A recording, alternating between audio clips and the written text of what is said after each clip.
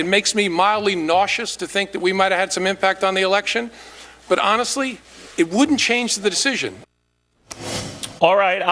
It is rare that someone who has testified on Capitol Hill gets it from both sides, but there was no relenting on the part of Republicans and Democrats, for that matter, when it came to weighing the substance of James Comey's remarks and how he tried to stay above politics, but ended up alienating a lot of politicians, Republican and Democratic alike.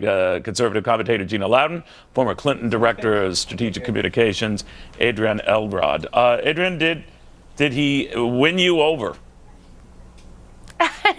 Absolutely not. I mean, there are more questions than answers than even before this hearing today. I mean, the bottom line is Director Comey showed bias throughout the entire campaign, and we still have a lot of questions that need to be answered. All right. Well, Gina, you know, Hillary Clinton said as much yesterday that had it not been for his disruption a couple of weeks before Election Day, she'd be president now. What do you think?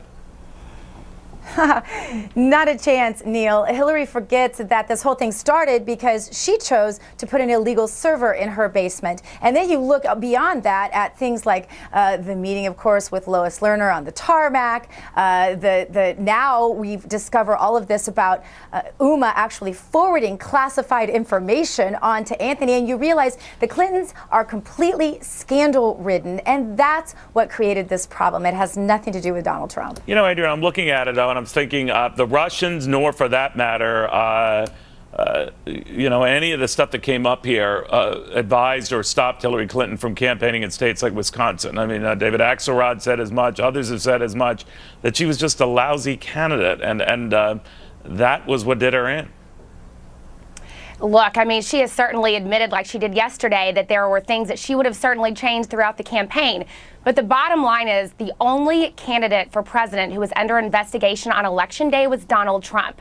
Why James Comey came out and said some of the things that he said about the investigation early on, showing so much bias throughout the campaign, we still have so many unanswered questions on that, Neil. So that is exactly why we need a 9/11 style type of investigation, a commission to really look into what happened, what the Russian interference was on this election, and what kind of collusion they may have had with the Trump campaign. All right. You know, Gina, one thing that came up with this whole back and forth is that he was very quick, that is Comey, to point out the status of an investigation and more emails on Hillary Clinton.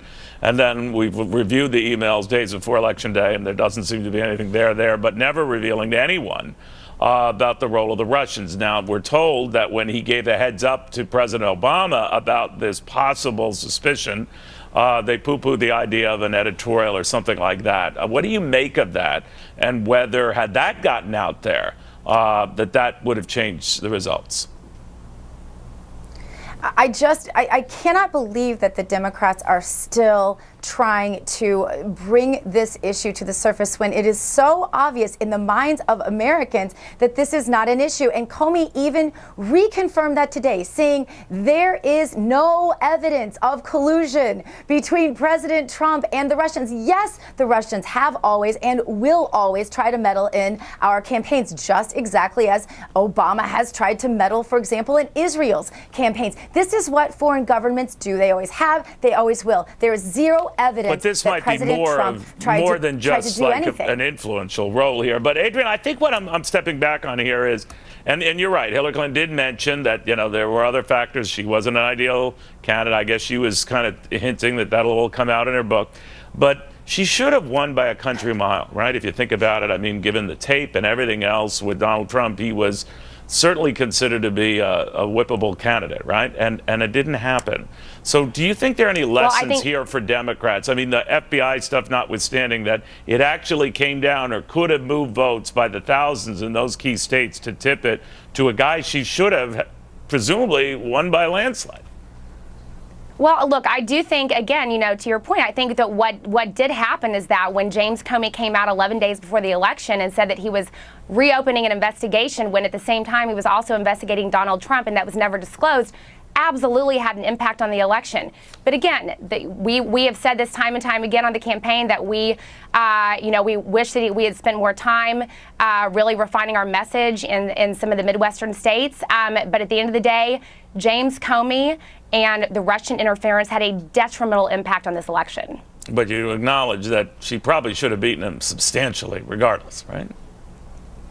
Well, look, I mean, absolutely. I mean, we many of us believe that we were going into Election Day with a win under our belt. Yeah. But, you know, at the end of the day, I do believe that James Comey and the Russians had a massive, massive role in the outcome of this election. All right, guys, thank you very, very Neil, much. it was that same disingenuous denial that we saw yesterday once again that lost Hillary Clinton. And if the Democrats were smart, they would shed the Clintons and they would shed everyone associated. We got to feel the love here. We just passed a bipartisan deal in the House here, ladies. All right, in the meantime, we're at